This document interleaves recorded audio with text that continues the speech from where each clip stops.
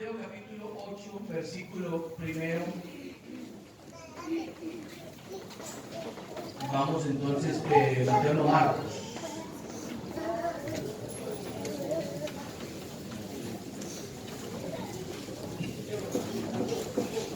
Mateo o no Marcos. Creo que es Marcos.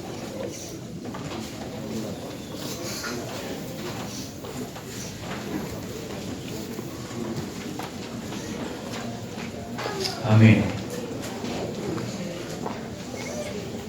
Dice, en aquellos días, como había una gran multitud y no tenían que comer, Jesús llamó a sus discípulos y les dijo: tengo compasión de la gente, porque hace ya 3 días que están conmigo y no tienen que comer. Oremos. Señor Jesús,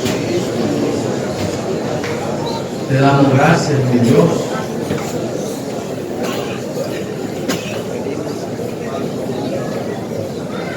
Oh Jesús, eres bueno, maravillosamente bueno, Jesús. Oh Dios, a ti la honra, la gloria y la alabanza. Usa estos labios de barro para que tu palabra corra con poder y sea glorificada. Amén. Ahí mismo paraditos, en ese mismo libro, como el Evangelio, capítulo 20, verso 22, capítulo 8, verso 22, dice de la siguiente manera: vino luego a Bethsaida y le trajeron un ciego y le rogaron que le tocase. Entonces, tomando la mano del ciego, le sacó fuera de la aldea y, escupiendo en sus ojos, le puso las manos encima y le preguntó si veía algo. Él mirando dijo: veo los hombres como árboles, pero los veo que andan. Luego le puso otra vez las manos sobre los ojos y le hizo que mirase, y fue restablecido y vio de lejos y claramente a todos. Siéntese, tenga la verdad.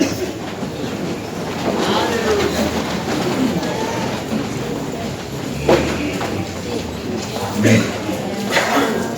Bueno, vamos a reflexionar de una manera sencilla sobre un tema que debe continuar con el del domingo, y es: necesito que Jesús me toque. Dígale que está a su lado esa. Necesito que Jesús me toque. Bien.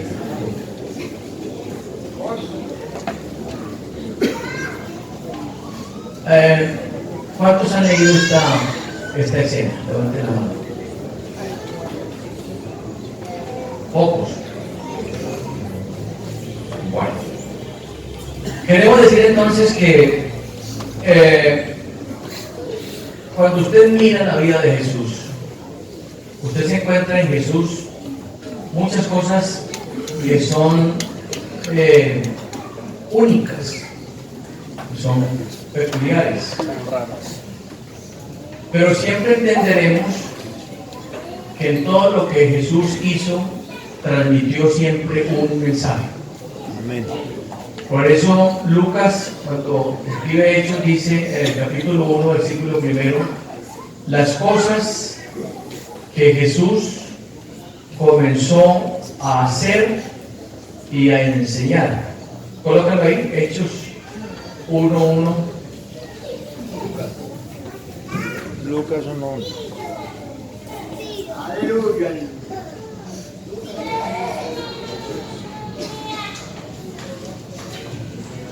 Dice: en el primer tratado, oh Teófilo, hablé acerca de todas las cosas que Jesús comenzó a hacer y a enseñar, ¿Hizo primero y luego enseñó, o enseñó y luego hizo?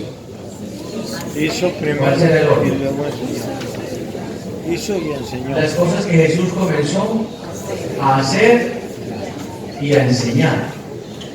Es decir, todo lo que Jesús hizo transmitió una enseñanza. Absolutamente todo. Y cuando usted comienza a mirar las veces que Jesús tocó a alguien, usted se encuentra con preguntas como esta. ¿A quiénes tocó Jesús?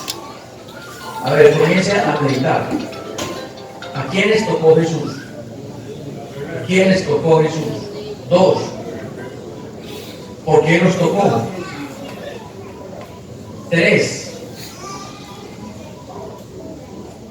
¿Cuál fue el efecto del toque de Jesús?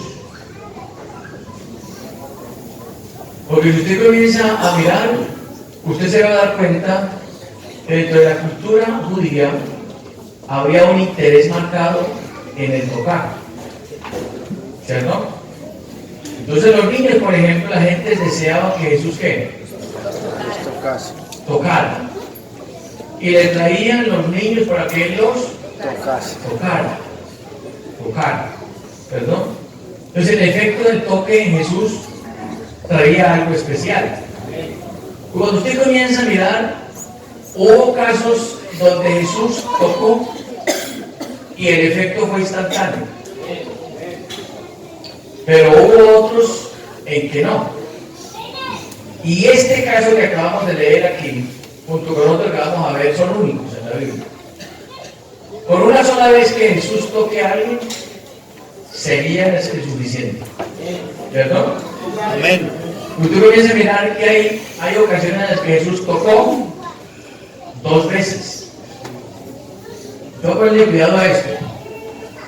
Y siempre tocó 3 partes. 1, ojos. 2, oídos. 3, no, ¿cómo? La lengua. ¿Sí?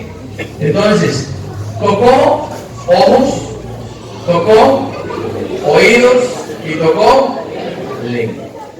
Y hay 2 casos específicos en los que lo hace con saliva.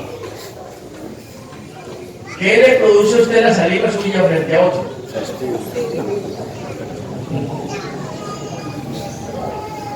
¿Sí? Uno comienza a mirar aquí este caso, por ejemplo, que me llama la atención.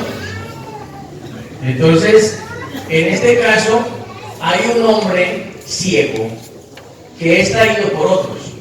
¿Sí? Traído por otros. Y lo traen para que Jesús ¿qué? Lo tocase. ¿Para que Jesús qué? No. ¿Para que Jesús qué? No. ¿Para que Jesús qué? Lo tocara. ¿Sí? Entonces lo trajeron.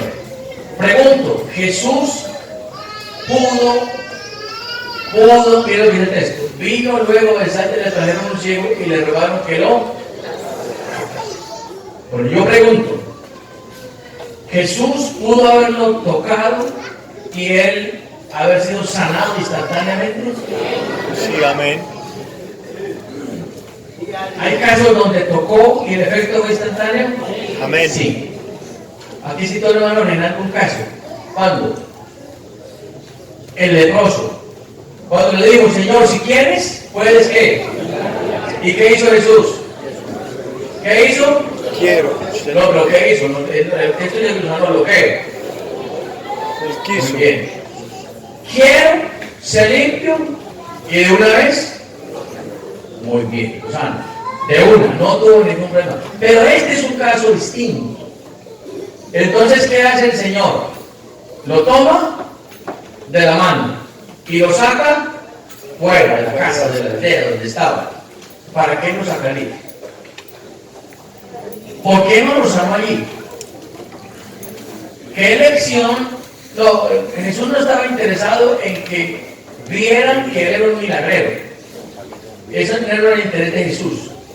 Es más, los judíos se acostumbraron a los milagros de Jesús. Para ellos era normal que Jesús sanara. Amén. Pero aquí hay otra enseñanza que va a transmitir. Lo toma de la mano y lo saca ¿dónde? Fuera. Fuera. Lo puedo haber sanado dentro, pero lo saca fuera. Y lo saca fuera y estando afuera viene el primer toque. ¿Perdón? En ese primer toque que tiene, entonces, ¿qué vio? ¿Qué vio? No vio árboles. Sombras. ¿Qué vio? Hombres. ¿Vio qué? Vio a los hombres como árboles. Entonces, el interés de Dios en sacarlo era que viera qué. ¿Que viera quién? Los hombres. ¿Que viera quién? Que viera los hombres. Ojo que el domingo hablamos del sentir que debe de haber en nuestras vidas, que es el mismo sentir que tuvo también ¿quién? Dios. El Señor, ¿cierto que sí? Es decir, lo importante de esto se llama el ser humano. Toda la atención de Dios se concentra en el hombre, en el ser. No se concentra en nada más. Con ese primer toque, el cielo lo que hizo ver, yo veo los hombres, pero los veo como árboles. Pregunto, ¿Jesús pudo haberlo tocado y él haber visto claramente? ¿Por qué no lo hizo? Yo voy a llevar lo que en la iglesia hay gente que necesita por lo menos que yo lo toque 2 y 3 veces. Amén. ¿A alguien aquí Jesús lo ha tocado alguna vez en su vida? Levante la mano y diga, Jesús a mí me tocó. Póngala arriba. Ahora le pregunto, ¿cómo ve usted la gente que pasa a su alrededor? ¿La ve como árboles o la ve con el sentir de Cristo? Como árboles. ¿Sí? Entonces, en ese primer toque, lo que Jesús está diciendo es, yo necesito que usted vea lo que yo veo. ¿Sí? Le dijo, no, yo veo a los hombres y los veo como árboles. Necesitó un segundo toque. Y cuando lo tocó por segunda vez, entonces dijo, ahora sí veo que claramente. Yo le pregunto, ¿cómo está nuestra visión esta noche? Piensa un momentito. ¿Vemos como ve Dios? ¿Sentimos como siente Él? ¿O cómo está nuestra visión? Por eso los sacerdotes debemos ver bien. ¿Aquí somos sacerdotes? Amén. Mande la mano los sacerdotes aquí. Y reyes por ahí derecho. ¿Cómo vemos? Por eso un sacerdote no podía ser sacerdote y no tenía que buena visión, porque cómo colocaba los utensilios dentro del tabernáculo si no sabía y no tenía visión clara. ¿Sí? Entonces Dios está interesado en que veamos cómo bien, que veamos bien. Amén. Entonces a este le toca y sus ojos entonces tienen claridad. Amén. Pero hay otro ejemplo donde el Señor ya no tocó los ojos, sino que tocó otra parte. Marcos capítulo 7, verso 31 al verso 37. Marcos 7, 31. Volviendo a salir de la región de Tiro, vino por Sidón al mar de Galilea, pasando por la región de Decápolis. Y le trajeron un ¿qué? Sordo y ¿qué más? Y tartamudo. Y le rogaron que le pusiera ¿qué? En otras palabras, que lo ¿qué? Que lo tocara, que lo tocara. Y tomándole aparte de la gente, metió los dedos, ¿dónde? En las orejas. ¿Dónde los metió? Aquí. Perdón, metió aquí, las orejas. De él. ¿Y qué más hizo? Y escupiendo. Y escupiendo. Usted se ha puesto a mirar los detalles en Jesús. La saliva de Jesús y usted. Escupe la lengua de una persona. Y usted. Le mete los dedos aquí y le escupe su lengua. ¿Él por qué no hablaba? A ver, yo le pregunto, cuando una persona no habla, llaman sordomudos, ¿el término es correcto? ¿Serán sordos y mudos o serán simplemente sordos? No Sordos. oyentes. Bueno, si escuchara, ¿qué pasaría? Tú que tienes un hijo, ¿qué pasaría si escuchara? ¿Podría qué? Hablar, ¿sí? Porque el problema estaba en ¿dónde? En el oído. Entonces Jesús está interesado en que el oído ¿qué? Se destape. ¿Qué pasa cuando uno tiene el oído tapado? ¿Qué? ¿Cómo? Y hay cosas que dicen que el oído se pierde, ¿cierto? Una de ellas es la edad, ¿cierto? Yo aquí escuchaba a alguien el domingo que me decía, Bernardito, ¿cómo es que qué es lo que me estás diciendo? Y yo, se va perdiendo el oído, ¿no? ¿Sí? Porque cuando usted no oye bien, le tienen que repetir muchas veces una misma cosa. Pero cuando usted tiene los oídos destapados, con una vez que el Señor le diga una cosa y dice, sí, Señor, yo le entendí claritamente lo que usted me está diciendo. No me lo repita más, ya lo entendí.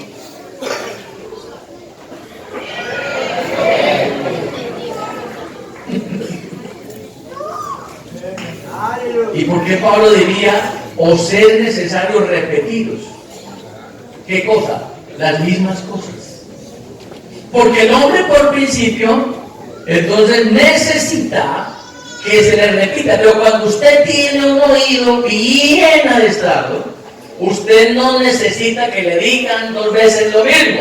Con una sola vez que Dios le diga una vez, sí, Señor, lo entendí perfectamente, ahora voy a hacerlo. Usted le mete los dedos aquí y le destapa esos oídos, y al destaparle los oídos le desata la lengua.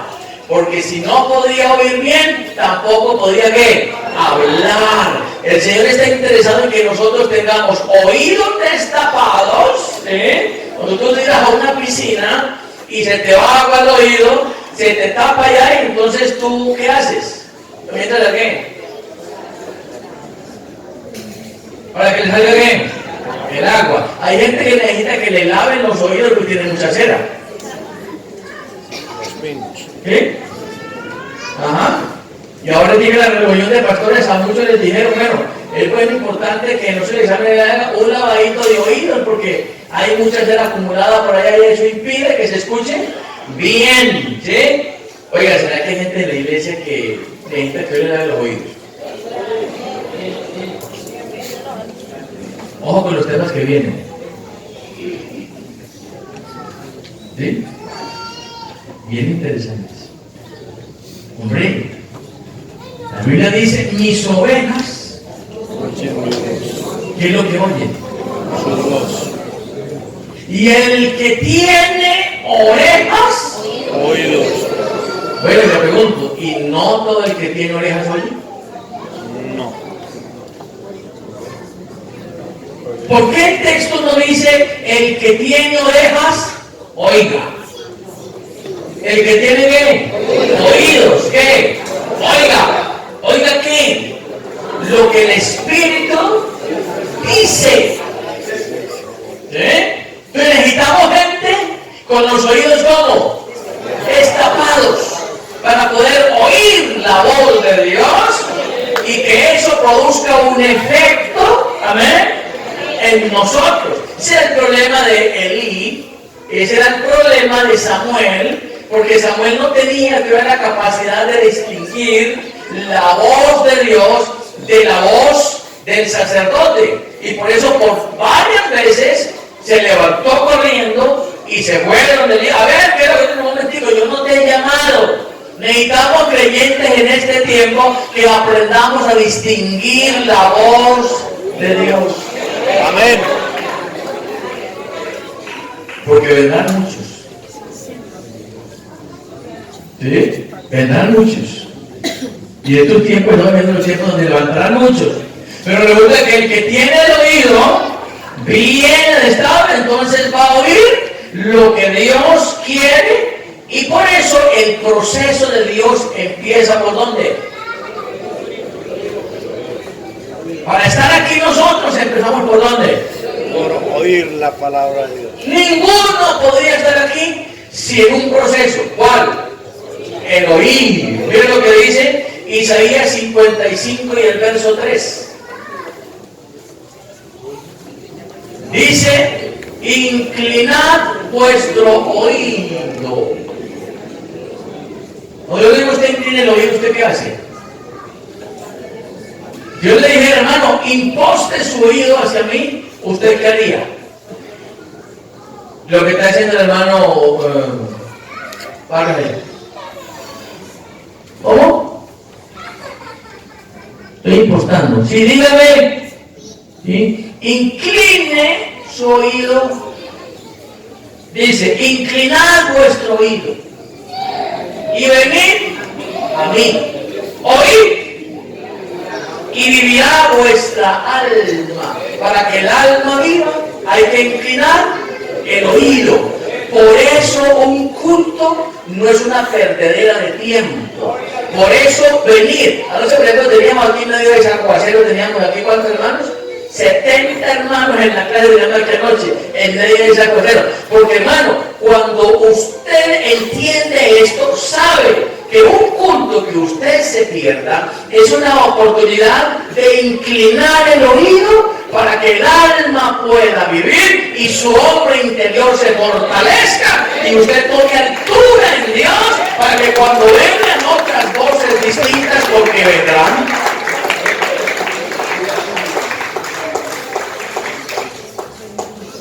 Esa es una comparación hermosa que hace Jesús de sus ovejas. Claro, en ese ambiente donde estaba Jesús, le quedó fácil lanzar ese pensamiento. Porque imagínese usted el ser pastor de ovejas en el contexto de Jesús. Y en el contexto antes de Jesús era un privilegio. No cualquiera era pastor de ovejas.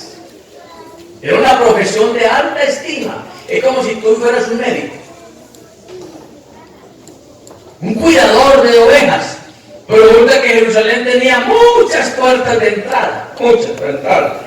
Y una de esas puertas era la puerta de las ovejas, por la que entraban las ovejas con los pastores y por la que salían los pastores con las ovejas. Resulta que en la mañana salían 2, 10, 15 o 20 pastores salían con sus ovejas. El pastor salía y detrás se iban todas las ovejitas. Pero resulta que en el campo se cruzaban las ovejas de todos los pastores. Entonces esta se cruzaba con esta se cruzaba con esta, y esta con esta, y aquella con aquella. Y el pastor se sentaba por allá en una esquinita, esperaba que las ovejas pastaran, porque la función del pastor era llevar su oveja a pastos delicados y pastos frescos para que se alimentara, no pastos pisados. Ojo con la predicación. Ojo con la predicación, porque la predicación es importantísima. La gente viene a un culto no a que le den pasto seco, ni viejo, ni rebascado, ni pisado, sino a que le den la palabra clara y fresca que nutre el alma y le sirva al creyente para la edificación de su vida.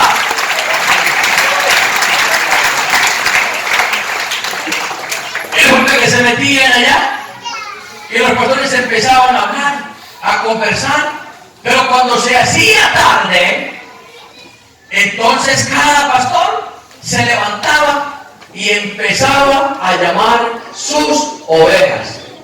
Usted coloca aquí 40 o 50 ovejas, uno no distingue qué oveja es qué oveja. Tú todas las mismas, entonces poco habla ahí. Pero resulta que el pastor empezaba a llamar sus ovejas. Y otra vez empezaba a ¿qué? ¿Y las ovejitas? Oye, qué hermosura eso, ¿no? Qué hermosura eso. Inmediatamente, y el pastor empezaba a ver que las ovejitas salían de donde estaban una a una. Y otras por allá y otras por allá. Y el pastor se iba adelante. Ojo aquí. Y muchas veces Muchas veces en esos recorridos que se tenían, no alcanzaba el pastor a sacar las ovejitas de donde estaba y les cogía la noche en medio de esas situaciones difíciles. ¿Y sabe qué hacía el pastor? Entonces el pastor lo que hacía era que él comenzaba a colocar montículos de piedra y hacía un aprisco, un cerco con piedras aquí, piedritas aquí, y metía todas las ovejitas de él aquí adentro, ¿sí? Y él se colocaba como puerta de esas ovejas. Con razón ese capítulo de San Juan es una cosa tan poderosa, tan rica y tan especial, cuando él dice: yo soy la puerta de las ovejas. Lo que está diciendo es, lo que está diciendo es, si alguno, ¿por qué las colocaba aquí? Porque en las noches los ladrones robaban las ovejas. Pero Jesús está diciendo: si alguno quiere tocar con una ovejita mía, primero tendrá que tocar conmigo, porque yo soy la puerta de las ovejas. Amén.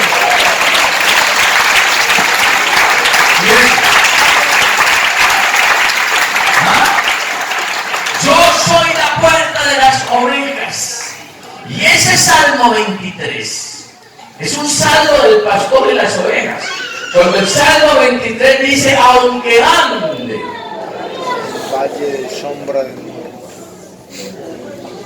¿Sí? ¿Qué es lo que pasa? ¿Qué dice el texto? Aunque ande, ¿qué? ¿Qué pasa? ¿Por qué? Un consejito aquí. Oye, si Dios te bendice, no dejes de oír la voz. Amén. Porque si dejas de oír la voz, entonces vas a perder el norte y no vas a distinguir. ¿Por qué un creyente que andaba bien empieza a andar un poquito como mal? Porque dejó de oír. Y cuando usted deja de oír la palabra, se le convierte su vida en un problema serio.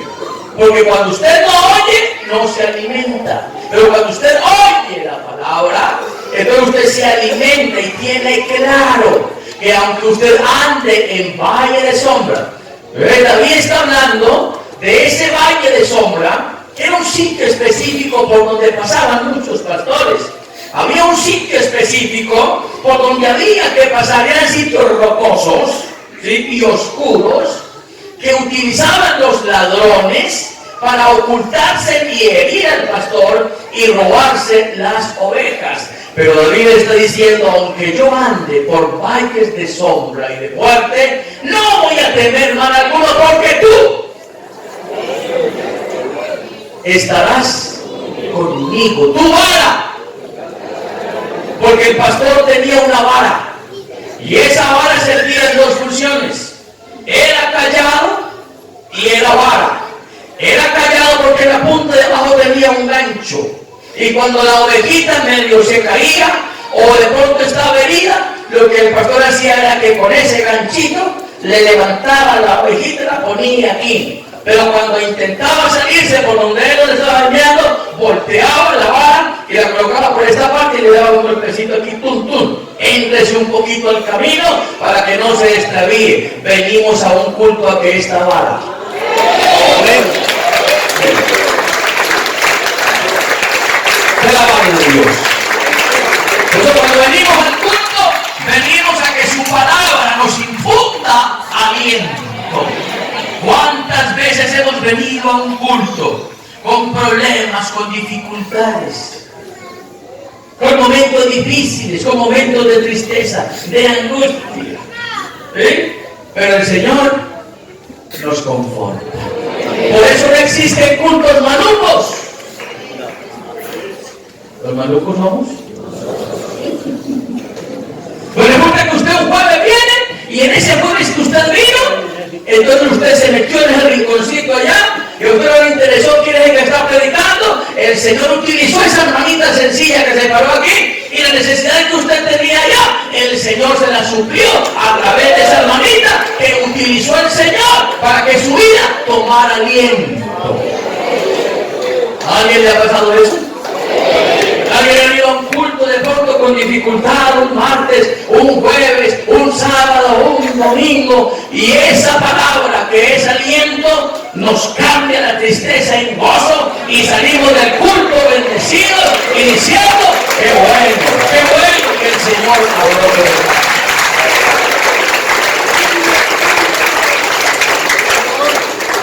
Entonces necesitamos oír bien lo que Dios quiere decir. Cuando yo oigo bien, porque hay gente que oye pesadamente. Miren lo que dice Mateo 13, verso 15. A ver qué dice Mateo 13, verso 15. Miren lo que dice esa partecita allá.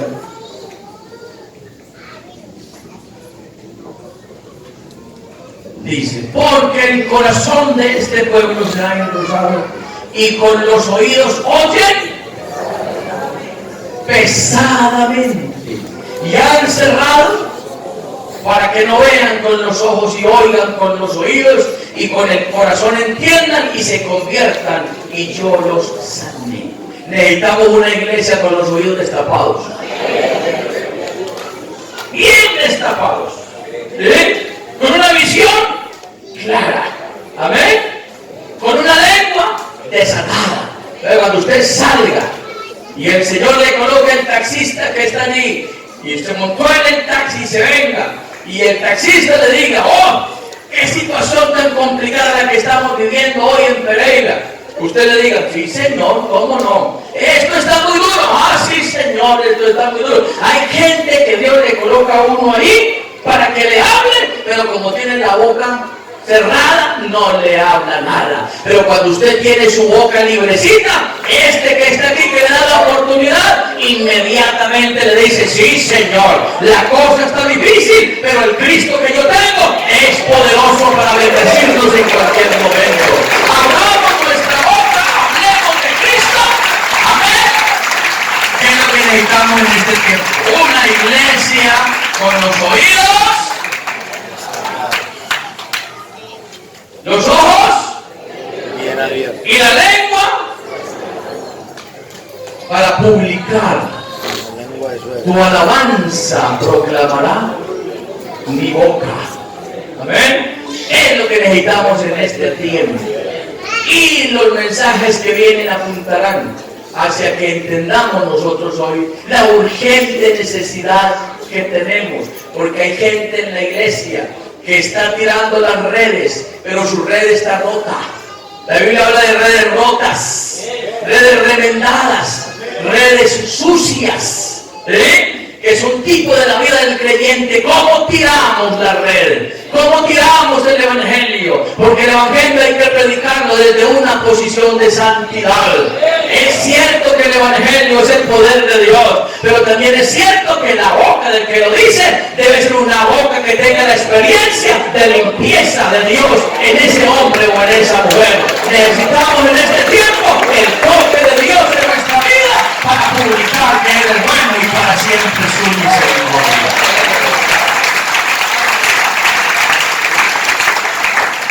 Amén. Así que el Señor está aquí esta noche.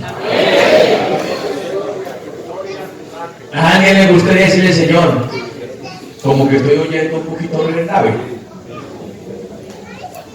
Si yo solía levantarme muy de madrugada y ahora como que la cosa está difícil. Y Dios es que lo sacude a uno en la noche para que uno se levante un poquito y uno sigue volteando en la cama. Y es Dios diciendo: levántate y póstrate de rodillas y clama, porque es necesario como que le olvida eso. ¿Sí? Y alguien que llegaba bien temprano en los cultos ya llega: hermano, procure usted, si usted trabaja toda una semana, procure un domingo, que es su tiempo libre, correrle a Dios. Amén. Pastor, es que yo corro toda la semana, pero le corres a otro. El domingo en la mañana procura correrle a Dios. Véngase temprano, busque el rostro de Dios y hable: Señor, bendice este culto. Y si usted tiene el tiempo, véngase el martes, véngase el jueves, véngase el sábado y clamemos, que es el tiempo de clamar, porque hay necesidad. ¿A alguien le gustaría esta noche que el Señor lo volviera a tocar? Amén. Sí. Venga acá alguien y diga, Señor, yo necesito un toque tuyo, de verdad que necesito un toque tuyo. Amén. Véngase acá y dígale, Señor, qué rico que me volvieras a tocar otra vez. Estoy perdiendo como claridad, estoy perdiendo como visión. Mis fuerzas como que no son las mismas. Pero qué rico, Señor, que esta noche nos puedas tocar. Terminamos una semana de una campaña maravillosa con bautismos el domingo, 8 hermanos bautizados, pero ahí no termina todo. Seguimos todavía diciendo que el Señor es bueno y para siempre su misericordia. Yo le invito para que ustedes levanten sus manos, allá arrodilladito donde estaba, aquí adelante, y digámosle, Señor, qué bueno que me toques otra vez. Amén. Levante sus manos y dígale, Señor, qué bueno, Señor Jesús.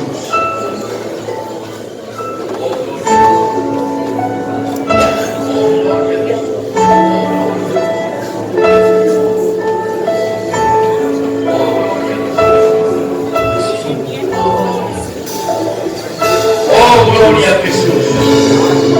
Oh, gloria a Jesús. Oh, gloria a Jesús. Oh, gloria a Jesús. Oh, gloria a Jesús.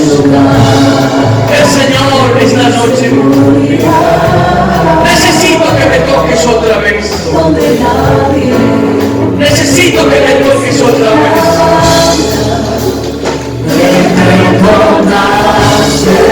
Me acercaste a tu presencia, me levantaste y hoy me postro a adorarte.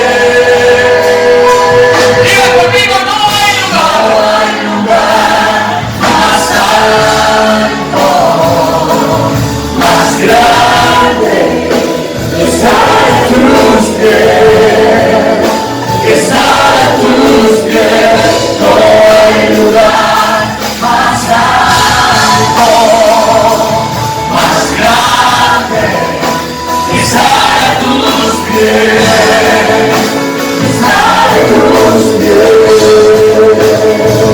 a tus pies. Levante conmigo su voz y digámosle al Señor, a tus pies.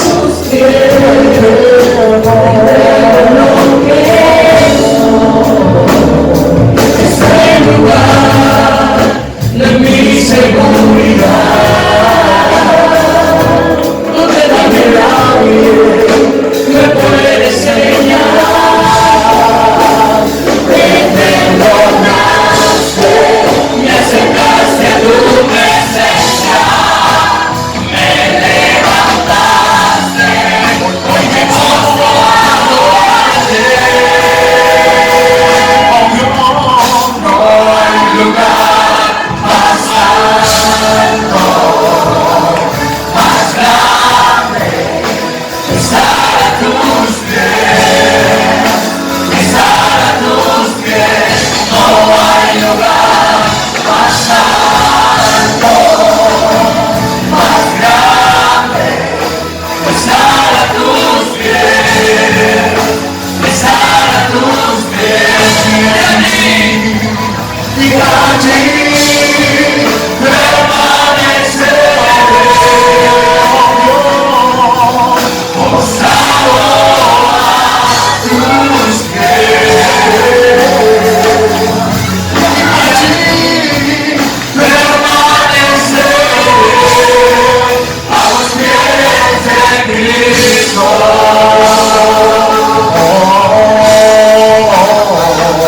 Allí